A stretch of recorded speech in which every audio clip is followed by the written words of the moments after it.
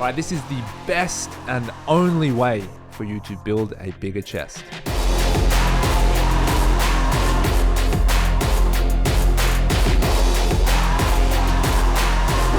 Before we can get into all the ways to build a bigger chest, we have to understand why we do it. And most of the chest videos on the internet, they just tell you the exercises, but they're not helping you understand the why. And the why is how you can actually build a big chest long term. So understanding the reasons why we do things helps us to stay motivated when we don't want to do it, when we don't feel like going to the gym. First one is you want to feel confident. Obviously, you want to feel better about yourself. The second one, believe it or not, is you actually want to impress other dudes. Dude with a big chest, you want to compare your chest. Nothing wrong with that. And then number three is obviously you want to impress girls as well. So find out what your motivation is there. Be honest with yourself. That's going to actually help you get results. But who am I and why should I be telling you how to grow a bigger chest? I started like many insecure young boys at 16, wanting to put on size. I was rail thin. The nickname was Linguini. People would say my arms make me hungry because you look like pasta. So still hurts. And last thing, it's just important to add, we've owned gyms, myself and my business partner, Raf, for 8 years now, and we've trained thousands of clients across those gyms as well. And many of those guys, they want a bigger chest. So we've tried loads of the methods, and it's not just working on us, it's working on them as well. People as young as 18 and then people as old as 60. So we've covered the whole age range. It's going to help you out. Okay, so in order to grow a bigger chest, there are obviously three elements we want to address. These are the three pillars. So number one is obviously our exercise. We're going to cover the second pillar, which is nutrition, all right, how to eat properly. And then number three, obviously we're going to cover rest and recovery, which is essential. Each one needs the other. It's like three legs of a stool. Without one of them, it falls over. So if you want to optimize your chest gains, you need all three of these. And I can tell you right now, most videos only talk about the training side of things. So if I can cover the three pillars for you here, you're going to get much more benefit in the long term. So outside of just gaining mass on my chest, which is obviously a big goal for a lot of you, one of the goals you should have as well is gaining strength. They kind of tie in together. This all culminated and came to a peak when I benched 140. This was back 2018. So we're going back 4 years now, but I can tell you at that time, my chest development, my chest strength was at its highest. So it is important as well that as we train for size, we're also training for strength.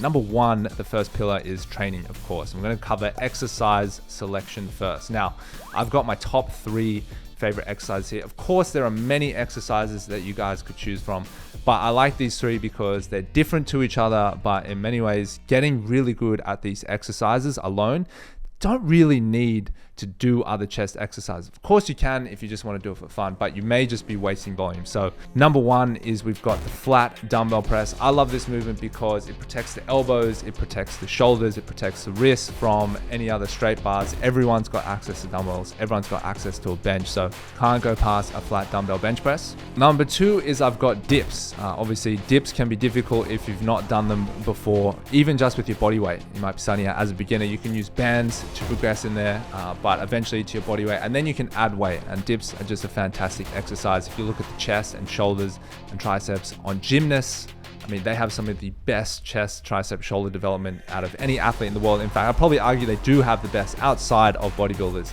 and they do a ton of dip training. A lot of exercises that people recommend is, you pushing weight, but I incorporated this because you want to learn to control and strengthen your own body weight. You get a different stimulus from working with your own body weight versus working with external weights like dumbbells or barbells. Cool. And then the final thing I got here is for the upper chest, and this is the incline bench press. Of course, you could do it with dumbbells, but I like putting the barbell in here. It's a little bit more challenging. You can't do as much weight on the bar, which requires you to work more on technique.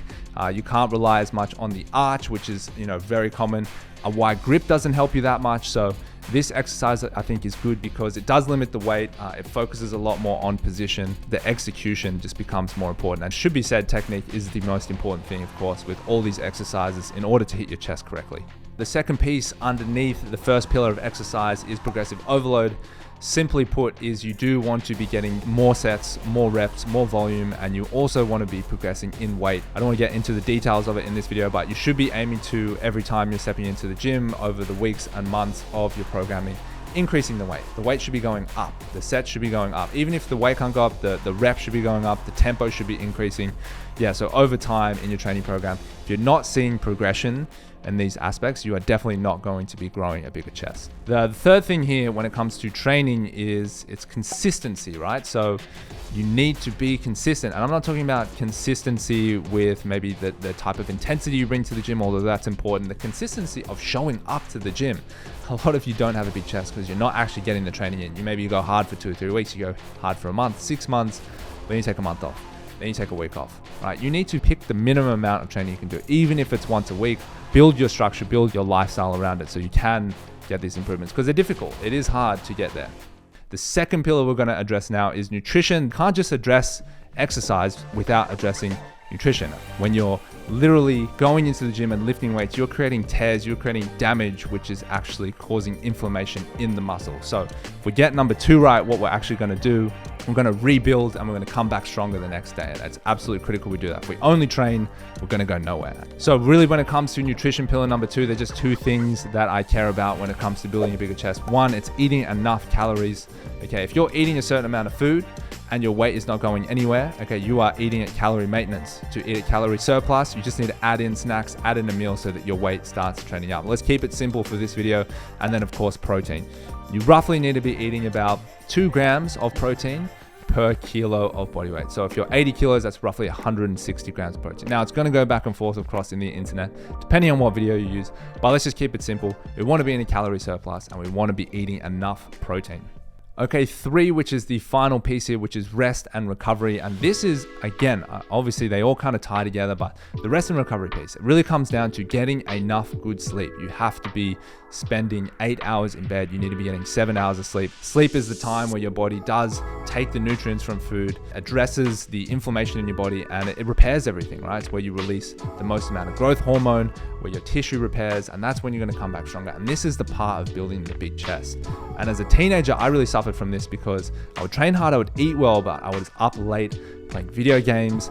I was up late spending way too much time on chat rooms, just doing stupid stuff on the internet. I wasn't getting enough sleep, and therefore I was limiting my body's ability to heal and therefore grow enough muscle tissue. Cool, so you're getting enough sleep, and then you also need to make sure you get the rest days as well. In terms of hitting a body part like the chest, I wouldn't hit it more than 3 times per week if you're really pushing it. It's important, it should be said, 2 to 3 times a week. 3 if you're a bit more advanced, and then if you're a bit more beginner, intermediate, less than 5 years in the gym, I'd be going for 2 times per week. So make sure that, importantly, when you are doing the training as well, when it comes to recovery, no single set under any exercises, under any circumstances, should be put to failure. Of course you can, but if we're going for optimal here, what I want you to focus on is not hitting failure in any of your sets.